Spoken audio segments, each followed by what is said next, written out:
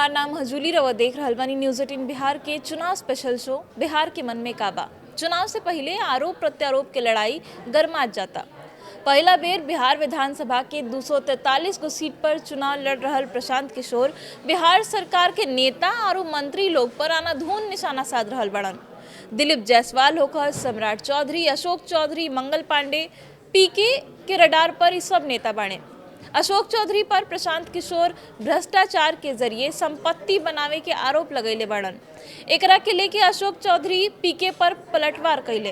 वो कहले कि अगर पीके हमार घोषित संपत्ति से एको पैसा बेसी के सबूत दे दी हैं तो हम केहू के गुलामी करे खातिर तैयार बनी। पहले बयान सुनी। मेरी घोषित संपत्ति का 200 करोड़ और 500 करोड़ नहीं, मेरी घोषित संपत्ति का 1 करोड़ या 1 धुर जमीन भी कोई दिखा देगा तो मैं मानने को तैयार हूं, मैं उसकी गुलामी करने को तैयार हूं।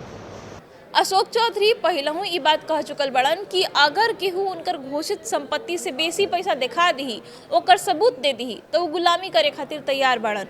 बता दी कि पहले जब प्रशांत किशोर अशोक चौधरी पर आरोप लगैले तो वो मानहानि के मुकदमा दर्ज कर देले रहन। कहलन कि वो हमरा पर बेबुनियाद आरोप लगा रहल बड़न, एकरा खिलाफ हम कोर्ट में जाइम। बाकी बाद में वो केस के हटावे के बाद कहले कि कोर्ट के मामला काफ़ी लंबा चलेला, हम फैसला जनता पर छोड़ रहल बानी कि जनता के जौन स्वीकार हुई उहे हमरो स्वीकार हुई। 2 महीना में चुनाव के बाद पता चल जाई कि जनता के केकरा बात पर भरोसा बाटे।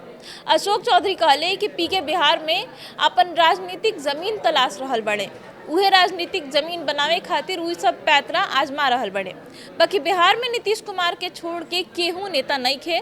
बता दी कि पिछला साल पार्टी बनैला के कुछ महीना बाद अगर कहीं तो 4 गो सीट पर बिहार में उपचुनाव भइल रहे, विधानसभा के 4 गो सीट पर, और उस चारों सीट पर प्रशांत किशोर अपन उम्मीदवार उतार दिले। 2024 के उपचुनाव में प्रशांत किशोर के पार्टी के रिजल्ट अच्छा ना रहे। उपचुनाव में पीके के पार्टी के उम्मीदवार दूसरका नंबर पर भी ना आइले। विधानसभा चुनाव में प्रशांत किशोर अब मौका नहीं छोड़ल चाहत।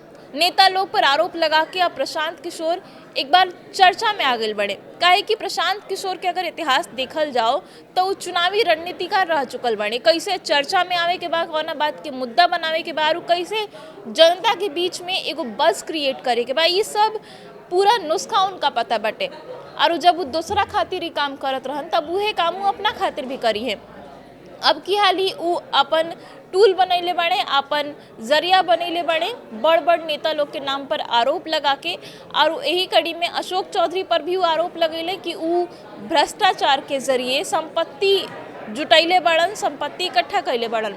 और यही पर अब बिहार में सियासत चल रहा बा। ये सब के बीच अब अशोक चौधरी कहले बड़े कि हम जनता के अदालत में जाइम। 2 महीना के अंदर जौन चुनाव होके वाला बा में जनता अपन फैसला सुना दी कि केकरा बात में कितना दम बा, केकर आरोप सही बा, केकर आरोप गलत बा। रउआ का लागत है पूरा मामला पर हमरा के कमेंट में बताइम। बाकी अब ही वीडियो में इतने, धन्यवाद।